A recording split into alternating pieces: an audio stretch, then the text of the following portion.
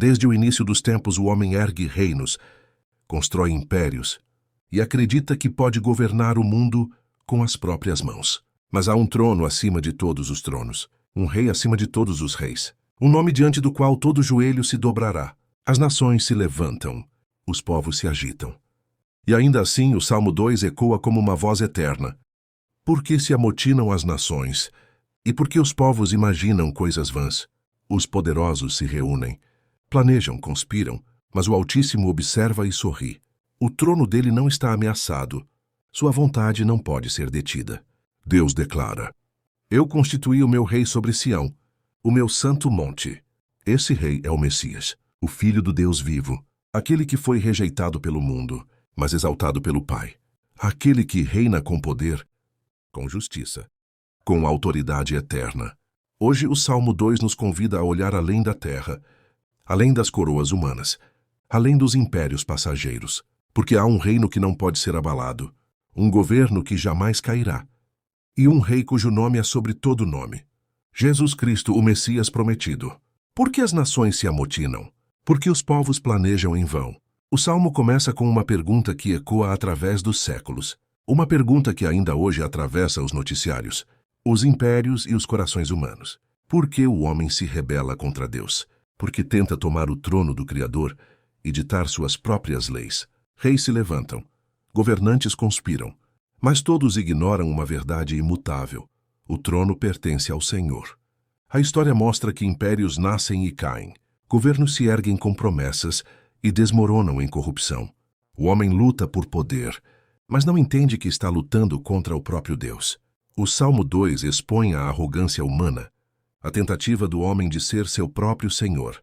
É o retrato da humanidade rebelde, das civilizações que trocam o Criador pela criação. É o eco da Torre de Babel. É o grito dos fariseus diante de Cristo. É o mesmo espírito de rebeldia que move o mundo hoje. Enquanto os povos planejam em vão, Deus observa. Ele não está preocupado. Não está em pânico. Ele reina. E no meio do caos humano, o Senhor começa a revelar seu plano eterno. O reinado do Messias, o trono inabalável de Deus. O salmista declara: Aquele que habita nos céus se rirá. Deus não teme as conspirações humanas. Ele é o Rei dos Reis. E o seu trono não pode ser ameaçado por decretos terrenos. Os poderosos se reúnem para desafiar a soberania divina. Mas diante dele são como poeira levada pelo vento. Enquanto o mundo acredita ter o controle, o Altíssimo observa e cumpre seus propósitos eternos. Não há estratégia humana que possa anular o plano de Deus. Ele estabeleceu o Messias, o seu Filho amado, sobre o Monte Santo de Sião. Ali está o trono que jamais será abalado. Os reinos da terra passam, as ideologias mudam, mas o governo de Deus é eterno. O Messias não é um rei político. Ele é o rei espiritual, o centro da história. O Alfa e o Ômega, tudo converge para ele. Quando os homens se exaltam, Deus se levanta. E quando as nações se agitam, ele apenas fala e tudo se cala. Sua voz rompe as fronteiras do tempo e do espaço. O que ele determinou ninguém pode impedir. O reinado do Messias é promessa e juízo, graça e justiça, poder e amor em perfeita harmonia. O decreto divino: Tu és meu filho, hoje te gerei. Estas palavras ressoam como um selo eterno. Deus declara o Messias como seu filho legítimo, herdeiro de todas as coisas, Senhor de todas as nações. Esse é o decreto celestial que estabelece o governo de Cristo. Não há outro nome, nenhuma força ou autoridade acima do dele. A humanidade tenta criar seus próprios deuses, mas o verdadeiro poder vem do Filho.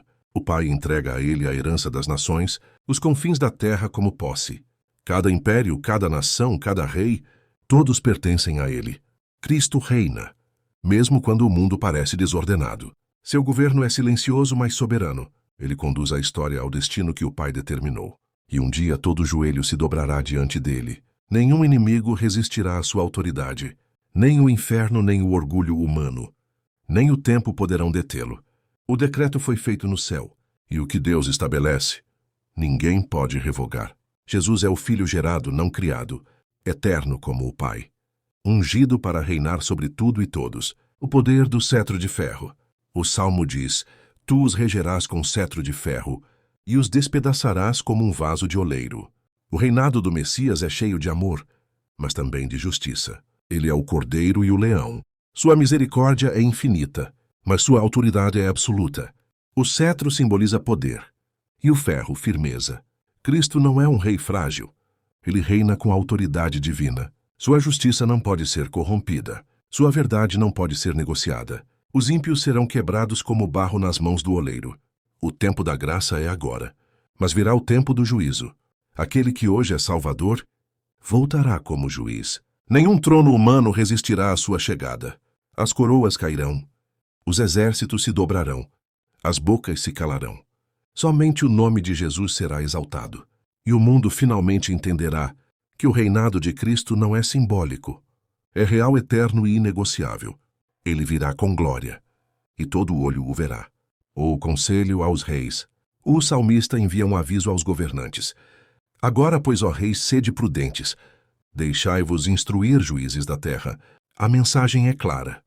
Ninguém está acima de Deus. Os reis da terra devem se submeter ao Rei do céu. A sabedoria humana é limitada, mas a sabedoria divina é eterna. O Senhor convida os poderosos ao arrependimento antes que a justiça venha sobre eles. Servi ao Senhor com temor e alegrai-vos com tremor. Essa é a atitude do coração sábio. Não é medo, é reverência. Não é pavor, é respeito. O verdadeiro poder é reconhecer a soberania divina. Quando um líder teme a Deus, seu governo é justo. Quando o ignora, sua queda é certa. O Salmo 2 é um chamado à humildade.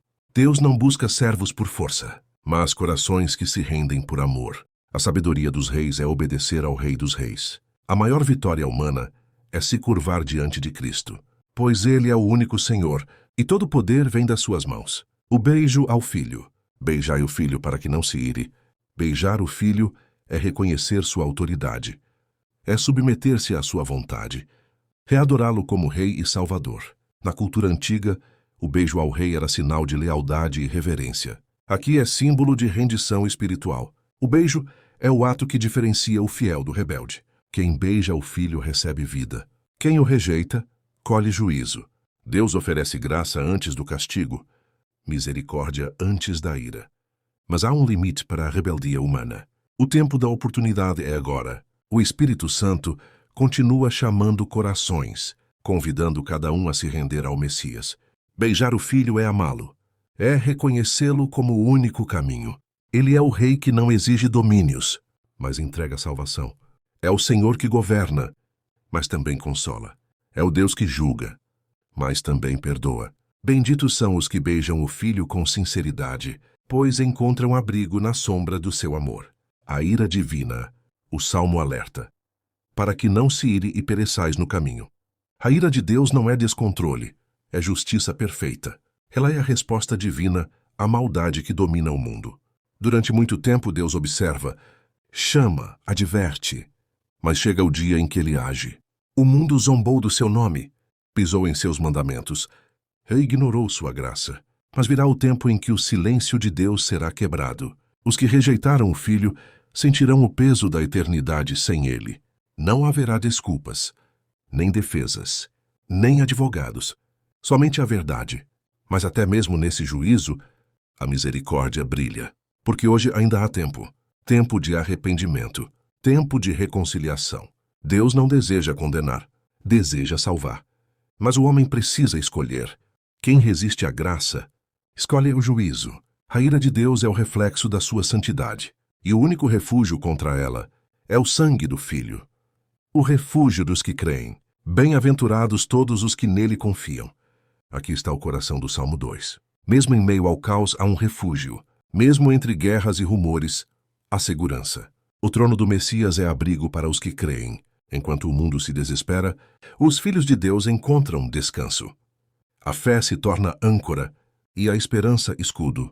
O justo não teme o amanhã, porque confia no Rei Eterno.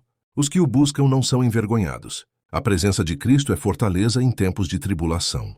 O Messias não é apenas o Senhor do universo. É o abrigo da alma cansada. Nele há cura, há perdão, há vida. Aqueles que se escondem sob suas asas encontram paz que o mundo não pode oferecer. A tempestade pode rugir, mas o refúgio permanece firme. Felizes são os que confiam no Senhor, porque mesmo no juízo, eles serão guardados. O reino inabalável. O Salmo 2 aponta para o futuro, para o reino eterno de Cristo. Um governo onde a justiça reinará, onde o mal não terá voz, onde a verdade será luz. O Messias não apenas reinará sobre Israel, mas sobre toda a terra. De Jerusalém, seu trono será exaltado. Os povos o adorarão, as nações cantarão seu nome. O que começou em uma cruz, terminará com uma coroa. Aquele que foi rejeitado, voltará glorificado. O rei voltará, e todo olho o verá. O tempo da rebeldia cessará, e o universo reconhecerá a soberania do Filho. Esse é o destino final da humanidade.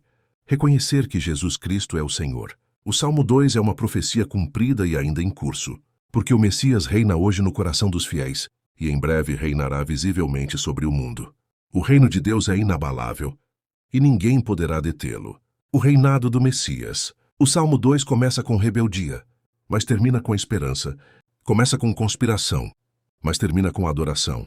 Revela a loucura do homem e a sabedoria de Deus. Mostra o caos da terra e o trono eterno dos céus. O Messias reina, e seu governo é justiça, amor e poder. Nenhuma força das trevas prevalecerá contra ele. A cruz foi o início, a coroa é o cumprimento. Cristo é o rei que venceu o tempo, o pecado e a morte. Ele não busca servos forçados, mas filhos restaurados. Hoje o Espírito Santo ainda chama: beijai o Filho. Abrace o Rei. Renda-se ao seu amor, confie em seu reinado. Porque bem-aventurados são todos os que nele confiam. O Salmo 2 é mais do que poesia. É o decreto eterno do reino de Cristo. E o coração que entende essa verdade nunca mais vive o mesmo.